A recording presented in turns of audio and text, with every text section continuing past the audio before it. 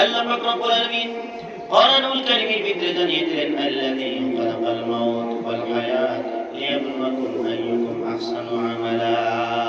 আল্লাহ পাক রব্বুল আলামিন বলেন, তোমাদেরকে মওত দিলাম, হায়াত দিলাম, পৃথিবীর জমিনের মধ্যে আমি আল্লাহ পাক রব্বুল আলামিন পাঠিয়ে দিলাম তোমাদেরকে পরীক্ষা নেওয়ার জন্য, কে কতটুকু ভালো আমল করতে পারো এটা পরীক্ষা করার জন্য আমি আল্লাহ পাক রব্বুল আলামিন তোমাদেরকে পৃথিবীতে পাঠিয়ে দিয়েছি। এই পৃথিবীটা হলো, এই দুনিয়াটা হলো মানুষের জন্য পরীক্ষার জায়গা। সামনে আসতেছে 2025 সালে মেট্রিক হায়ার সেকেন্ডারি পরীক্ষা। আপনারা সবাই জানেন মাধ্যমিক পরীক্ষা সম্মুখে আসতেছে। যে সমস্ত ছাত্র এবং ছাত্রীরা ভালো করে অধ্যয়ন করেছে, ভালো করে লেখাপড়া করেছে, তারা ভালো করে কোশ্চেন যেগুলো আসবে, প্রশ্ন যেগুলো আসবে, সেই অ্যান্সারগুলো তারা শুদ্ধভাবে দিতে পারবে। আর যারা পড়েনি তারা শুদ্ধভাবে লিখতে পারবে না। আমাদের মধ্যে কিছু সংখ্যক ছেলেরা পাবজি খেলায় আর ফ্রি ফায়ার খেলায় তারা সময় নষ্ট করছে। কথা কম করছে না ভাই? অথচ তারা মেট্রিক দিবে, হায়ার সেকেন্ডারি পরীক্ষা দিবে, তারা মোবাইল নিয়ে সবসময় ব্যস্ত থাকছে। আর এরা যখন পরীক্ষা হলের মধ্যে বসবে, এরা খালি আঙ্গুল কামড়াইবে, কলম কামড়াইবে। কথা কোন ঠিক না ব্যাঠে? আরো জোরে বলেন ঠিক কিনা? একটু কথা বলবেন ভাই, আমার সুবিধা হবে। আল্লাহ পাক রব্বুল আলামিন বলেন, তোমাদেরকে দুনিয়ার জমিনের মধ্যে আমি আল্লাহ পাক রব্বুল আলামিন পৃথিবীর জমিনের মধ্যে তোমাদেরকে মন দিলাম, হায়াত দিলাম, দুনিয়ার জমিনের মধ্যে পাঠিয়ে দিলাম রে বান্দা, তোমাদেরকে পরীক্ষা করার জন্য কে কতটুকু ভালো আমল করতে পারো এটা পরীক্ষা করার জন্য আমি আল্লাহ পাক রব্বুল আলামিন তোমাদেরকে দুনিয়াতে পাঠিয়ে দিয়েছি। আমরা মনে করেছি যে আল্লাহ আমাদেরকে সৃষ্টি করেছে এমনি এমনি ছেড়ে দিবে না। আল্লাহ পাক রব্বুল আলামিন কোরআনুল কারীমের ভিতরে বলেন, ইন্নামা নুমলি লাহুম লিয়াজদাদু ইসমা ওয়া লাহুম আযাবুন মুহিন। আল্লাহ কয় বান্দারে, বুদ্ধি স্বাধীন মতন যখন আকাশের মধ্যে বুদ্ধি যখন উড়িয়ে দেওয়া হয়, বুদ্ধি তার স্বাধীন মতন আকাশের মধ্যে উড়তে থাকে। যখন বাতাস কমে যায়, এ বন্ধুগণ, ছোট ছোট বাচ্চাদের যখন খেলাধুলার সময় যখন শেষ হয়ে যায়, বাতাস যখন কমে যায়, গুড্ডিটা আস্তে আস্তে আস্তে আস্তে করে জমিনের মধ্যে নিচের দিকে নেমে আসে। আপনি আমার জিন্দেগির মধ্যে 60 বছর, 70 বছর, 80 বছর লম্বা একটা হায়াত দিয়ে আল্লাহ পাক রব্বুল আলামিন পৃথিবীর জমিনের মধ্যে আল্লাহ পাঠিয়ে দিয়েছে। কিন্তু হায়াতের রশিটা, হায়াতের দূর আল্লাহ পাক রব্বুল আলামিনের কাছে রেখে দিয়েছে। একদিন আল্লাহ টান মারবে, ডাক মারবে, আমাদেরকে যাওয়া লাগবে। যেরকম ছোট ছোট বাচ্চারা গুড্ডি আকাশের মধ্যে উড়ে দেয়, গুড্ডি তার স্বাধীন মতন আকাশের মধ্যে উড়তে থাকে। আল্লাহ কয় বান্দারে, তোমাদেরকে সৃষ্টি করে দুনিয়ার জমিনের মধ্যে বানিয়ে পাঠিয়ে দিয়েছি, তোমরা ঘুরতে থাকো, চলতে থাকো, স্বাধীনতা তোমাদেরকে দিয়ে দিয়েছি। তাস খেলতে মন চাই খেলো, জুয়া খেলতে মন চাই খেলো, মদ খাইতে মন চাই খাও, ভাং খাইতে মন চাই খাও, ড্রাগসের ইনজেকশন মারতে মন চাই করো, বাবার নাফরমানি করতে মন চাই করো, কোনো অসুবিধা নাই। এ বান্দা, তোমাদের উপরে নামাজ আমি আল্লাহ ফরজ করে দিয়েছি, নামাজ ছেড়ে দিতে মন চাই ছেড়ে দাও, কোনো অসুবিধা নাই। কিন্তু বান্দা, এমন একটা দিন আসবে আমি আল্লাহ যেদিন তোমাদেরকে ধরবো, সেদিন কিন্তু আমি শক্তভাবেই ধরবো। পৃথিবীর কোন শক্তি সেদিন আমি আল্লাহর হাতের থেকে বাঁচাইতে পারবে না। কথা বলেন ঠিক না ব্যাঠে? আসবে একটা দিন আপনি আমাকে আল্লাহ এমন ভাবে ধরবে, আল্লাহর হাতের থেকে পৃথিবীর কোন শক্তি নাই সেদিন আমাদেরকে বাঁচানোর জন্য। কোন ডাক্তার সেদিন বাঁচাইতে পারবে না, কোন এমপি মিনিস্টার সেদিন আপনি আমাকে আল্লাহর হাতের থেকে বাঁচাইতে পারবে না। হাজিরিন, আমরা যখন দুনিয়ার জমিনের মধ্যে যখন বিপদে পড়ে যাই, আমরা বিপদের থেকে উদ্ধার হওয়ার জন্য উকিলের পিছনে দৌড়াই, ঠিক না ভাই? প্রভাবশালী লোক যেগুলো, তাদের পিছনে আমরা দৌড়াই। যারা বড় বড় লিডার, নেতা, তাদের কাছে আমরা দৌড়াই, তাদের পিছনে দৌড়াই যে আমার ছেলে বিপদে পড়ে গেছে, আমার ভাতিজা বিপদে পড়ে গেছে, আমার বাচ্চা বিপদে পড়ে গেছে, সে বিপদের থেকে তুমি একটু উদ্ধার করো। হাজিরিন, এই দুনিয়ার থেকে বিদায় নিয়ে যখন আমরা কবরের মধ্যে যাব, সেখানে কাউকে পাবো না।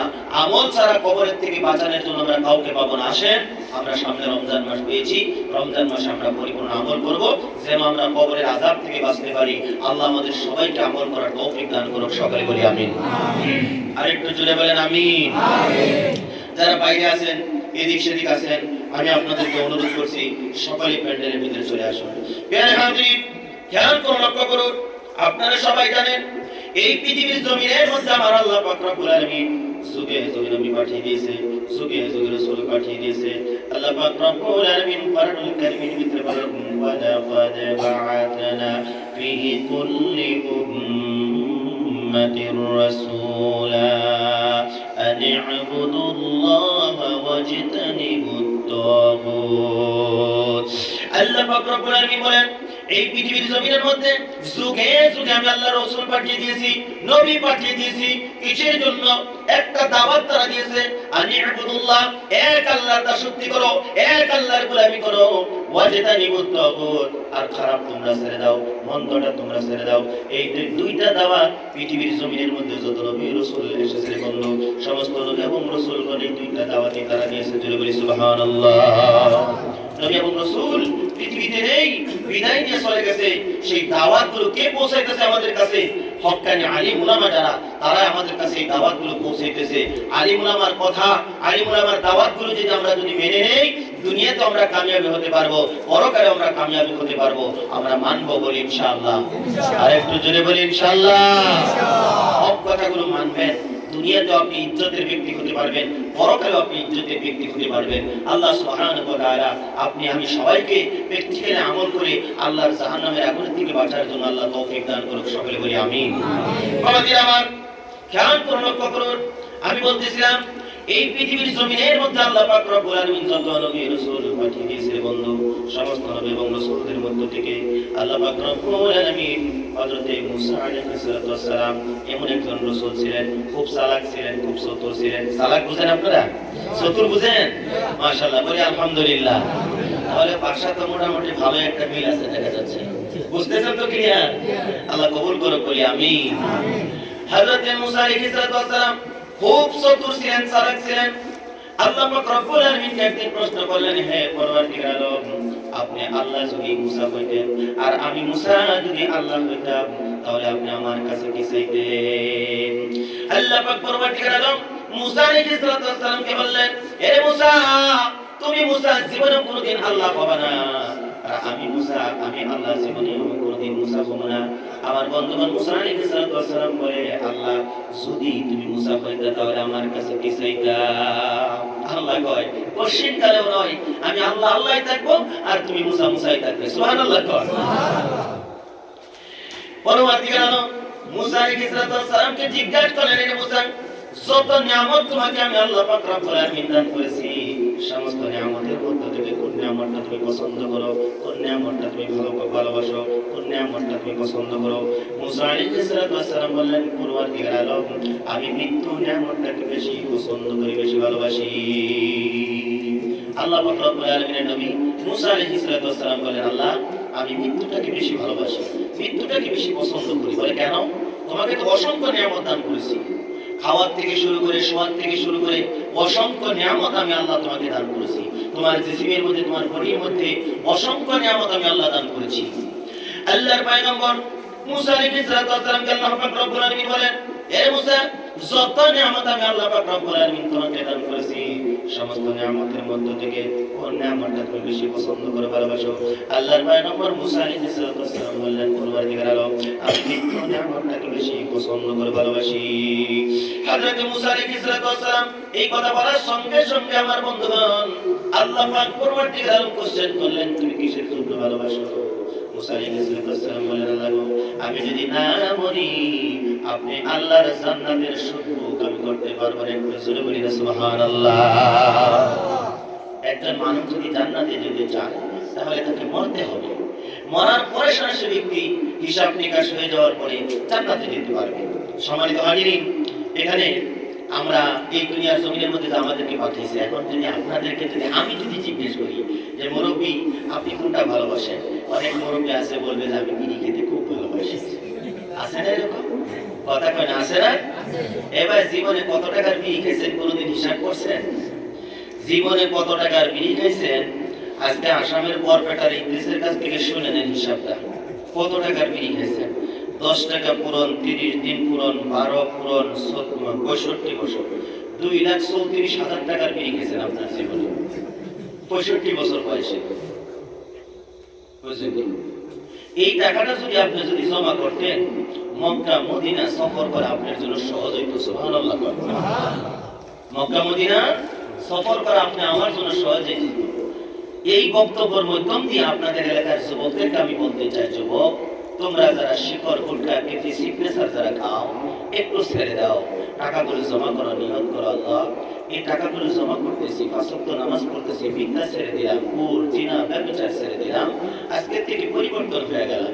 ইদ্রিস হুজুর বরপাটা থেকে এসে বলেছে এটা ছেড়ে দিলাম, আজকে থেকে এটা ছেড়ে দিলাম। একটা নিউজে আপনারা দেখেছেন, একটা ভিডিওতে দেখেছেন, আমাদের ইয়াহিয়া হুজুর এই কিছুদিন আগে একটা ছেলের চুল খুব খারাপ ছিল, হুজুরের সঙ্গে মুসাফা করার জন্য গেছে, চুলের মধ্যে ধরছে, দইরা আর ছাড়ছে না, এইভাবে ধরে রাখছে। তখন হুজুর একটাকে ধরে বাকি সারা আসামবাসীকে জানাইয়া দিলেন যে এইভাবে চুল রাখা যাবে না। একটু জোরে কন্যা মারহাবা। উনি স্পষ্টীকরণ দিয়েছে যে তোমাকে বেয়াদবি করা লাগে ধরছি না, তোমার মাধ্যম দিয়া সারা আলমের মানুষে আমি মেসেজ পৌঁছাইতে চাই, সারা বিশ্ববাসীর কাছে মেসেজ পৌঁছাইতে চাই, যেন তোমারই দেখিয়া সারা বিশ্বের মুসলমান যারা এই ইলাজ যারা চুল রাখে, সুন্নতের খিলাফ যারা চুল রাখে, তারা যেন পরিবর্তন হয়ে যায়। তুমি মনের মধ্যে কিছু নিবা না। সুবহানাল্লাহ। আল্লাহর ওলিদের বুজুর্গদের কথা দেখছেন। সম্মানিত যুবক ভাইরা, আমি আপনাদেরকে অনুরোধ করছি, আপনার আল্লাহর ওয়াস্তে আপনারা পরিবর্তন হন। ওই টাকাগুলো জমা করেন, নিয়ত করেন, আল্লাহ আমি মক্কা যাইব, আমি মদিনা যাইব, আমি গরিবের সন্তান, 10 টাকা 20 টাকা করে জমা করেন, 5 ওয়াক্ত নামাজ পড়েন। নবী করিম সাল্লাল্লাহু আলাইহি ওয়াসাল্লাম যদি আপনি সত্যিকারে যদি আশিক রাসূল হয়ে থাকেন, 40 দিনের ভিতরে নবীজি আয়েশা আপনারে কমেন্ট করে ডাক মারবো, আব্দুল করিম, আব্দুল সাত্তার, তুমি গুটখা খাওয়া ছেড়ে দিছো, তুমি সুদ ঘুষ খাওয়া ছেড়ে দিছো, 5 ওয়াক্ত নামাজ ধরছো, মিথ্যা ছেড়ে দিছো, জিনা ব্যভিচার ছেড়ে দিছো, টাকা জমা করতেছো মক্কা মদিনা যাওয়ার জন্য। আমি নবী মদিনা থেকে তোমার সঙ্গে এসে স্বপ্নে মুলাকাত করে গেলাম। একটু জোরে বলেন না সুবহানাল্লাহ। আরে আরেকটু জোরে বলেন সুবহানাল্লাহ। মদিনা যাইতে মন চাই কি চাই না? আরো জোরে বলেন চাই কি চাই না? মদিনা যাইতে পারলাম না, মদিনা দেখতে পারলাম না, মদিনা নাম কত মধু,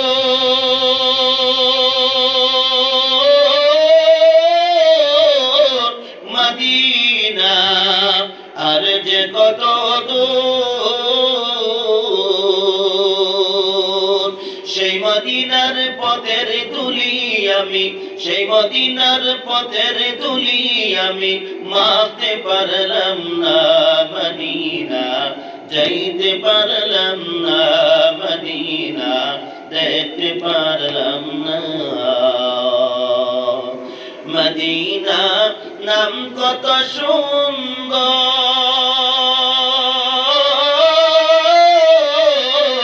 মদিনা কেড়ে সে অন্তর,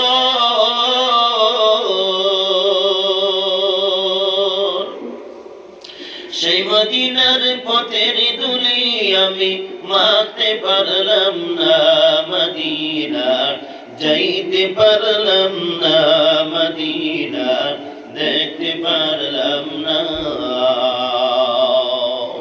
আল্লাহ মদিনা দেখার তৌফিক দান করুন, সকলে বলি আমিন।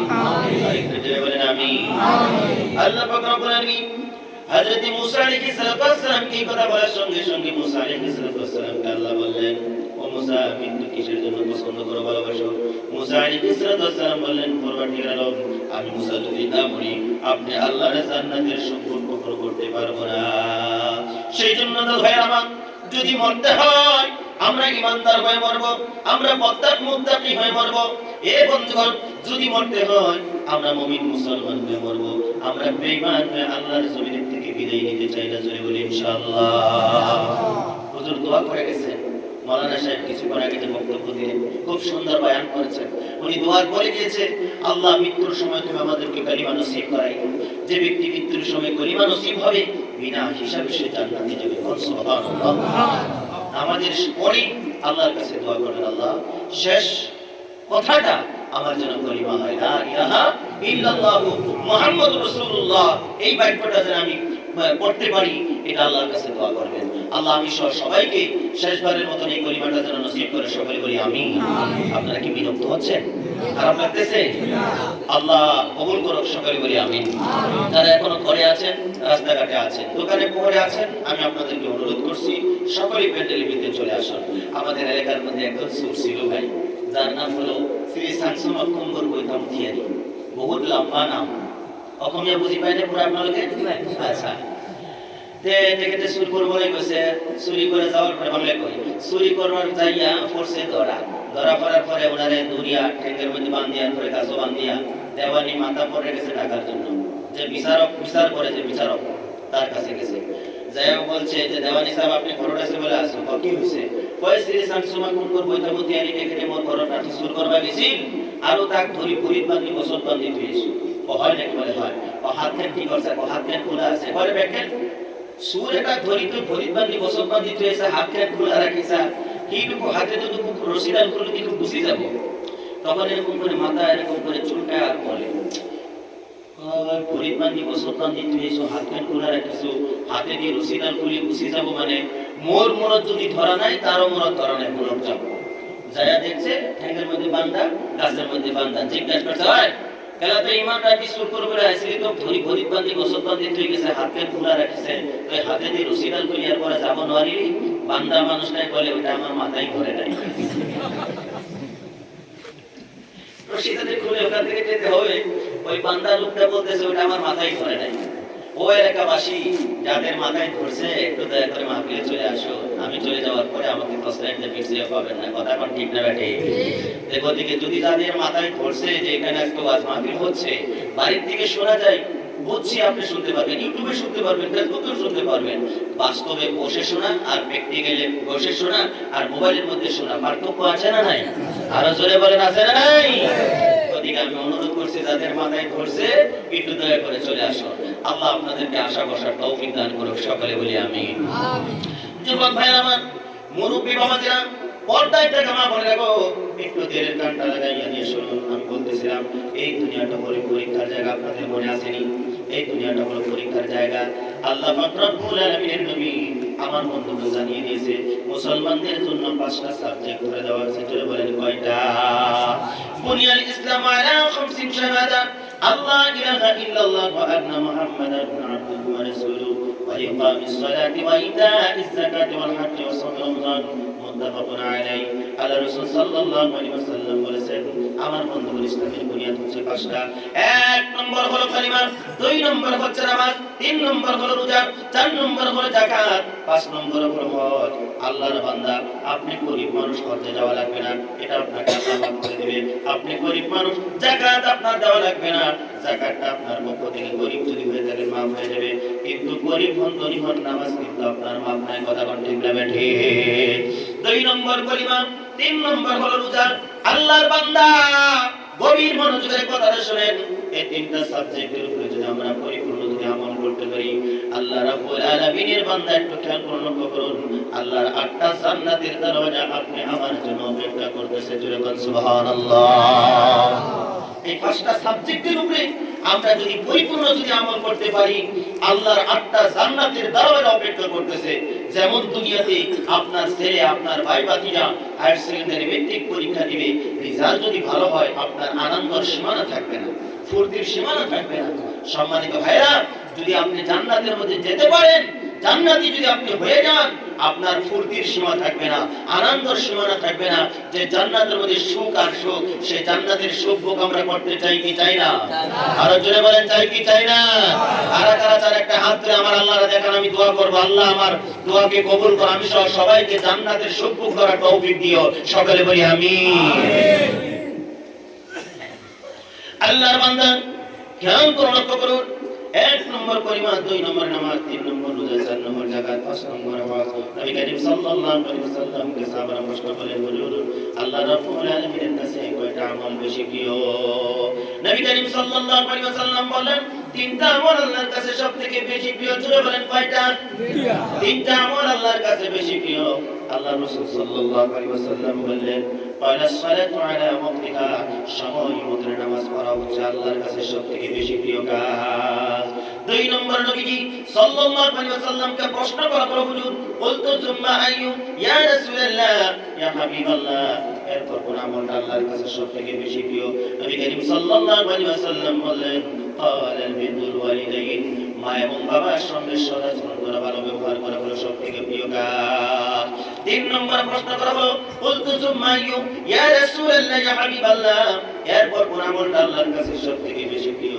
নবী করিম সাল্লাল্লাহু আলাইহি ওয়াসাল্লাম বললেন ওয়ালাল জিহাদু ফি সাবিলিল্লাহ, আল্লাহর দ্বীন কায়েমের জন্য, আল্লাহর দ্বীন কায়েমের জন্য যুদ্ধ করা, লড়াই করা, এই কাজটা হলো আল্লাহ রব্বুল আলামিনের কাছে সবথেকে বেশি প্রিয়। সুবহানাল্লাহ। এখন আর আপনাদেরকে যুদ্ধ করতে হবে না, লড়াই করতে হবে না, আল্লাহর বান্দা যুদ্ধ করতে হবে না, লড়াই করতে হবে না, শহীদ হতে হবে না। এই যে নফসের সাথে জিহাদ করে যে মাহফিলের মধ্যে আপনারা এসেছেন, ওয়াজ মাহফিলের মধ্যে যে এসেছেন, এর থেকে বড় জিহাদ আল্লাহর বান্দা নফসের সাথে, মনের সাথে জিহাদ করে যারা কোরআন শোনার জন্য আসতে পারে, এটা একটা জিহাদ। জোরে বলুন সুবহানাল্লাহ। আর এই তরবারি নিয়ে মাঠে ময়দানে যুদ্ধ করা, শহীদ হওয়া, কতল হওয়া জিহাদ নয়। এখন আর জিহাদ করতে হবে না। সাহাবারা জিহাদ করে দ্বীন প্রতিষ্ঠিত করে, রক্তাক্ত হয়ে দ্বীন প্রতিষ্ঠিত করে সেই দ্বীন আপনি আমার সম্মুখে রেখে দিয়েছে। আল্লাহর বান্দা, সেই দ্বীন আপনি আমার সম্মুখ থেকে মিটে যাচ্ছে, আমরা দ্বীনের জন্য পরোয়া করছি না। সম্মানিত ভাইরা, এইটা মসজিদ আপনারা বানাইছেন, ফজরে কয়জন মুক্তাদি হয় মসজিদের মধ্যে? ইমাম সাহেবের কাছ থেকে খোঁজ নিয়ে দেখবেন, এলাকার মধ্যে 42-40 ঘর মানুষ আছে, মুক্তাদি যদি মসজিদের মধ্যে আসে, এরকম মসজিদ আপনাদের 3টা লাগবে। কথা বলে ঠিক না বেঠি? এরকম মসজিদ 3টা লাগবে এলাকার মধ্যে, কিন্তু মসজিদের মধ্যে লোক নেই, 1 কাতার 1.5 কাতার, 6 জন 7 জন। কিসের জন্য? ঠান্ডা প্রচুর, যার জন্য মানুষ মসজিদের মধ্যে আসতে চায় না।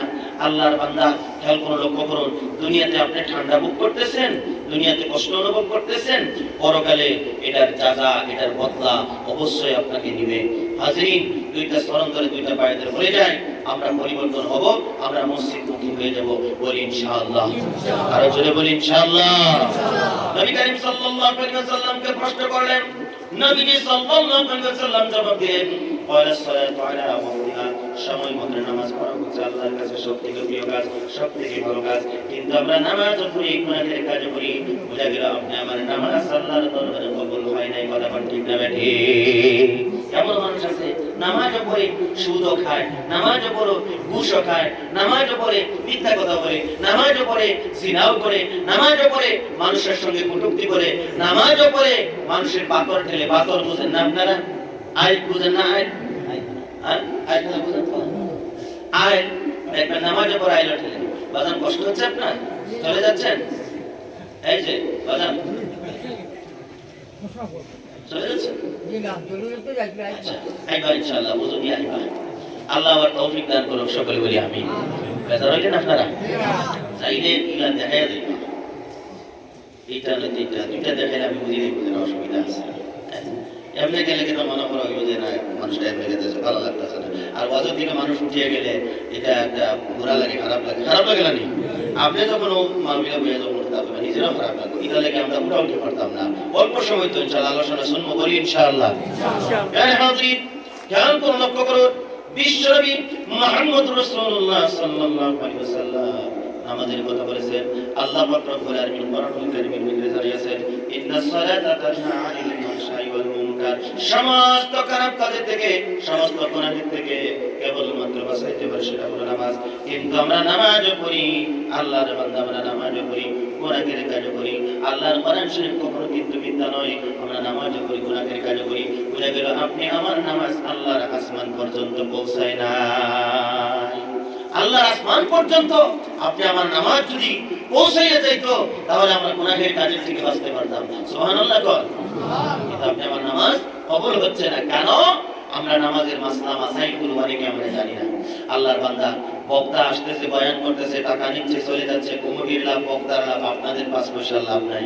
আজকের ওয়াজের থেকে আমরা কিছু নিব, বলি ইনশাআল্লাহ। আর একটু জোরে বলি ইনশাআল্লাহ। এক হিন্দু ভাই গেছে গান গাওয়ার জন্য, গান গাইতে গাইতে গাইতে গাইতে পালা নিয়েছে। কোন পালা জানেন? লঙ্কা কে জয় করছিল, এই পালা নিয়েছে। লঙ্কা কে জয় করছিল, এই পালা নিয়েছে। গান গাইতেছে, গান গাইতে গাইতে গাইতে গাইতে হঠাৎ উনি ভুলে গেছে লঙ্কা কে জয় করছিল, এই কথাটা উনি ভুলে গেছে। তখন গানের সুরে সুরে উনি বলতেছে, লঙ্কা যে জয় করিল তার নাম জানি কি।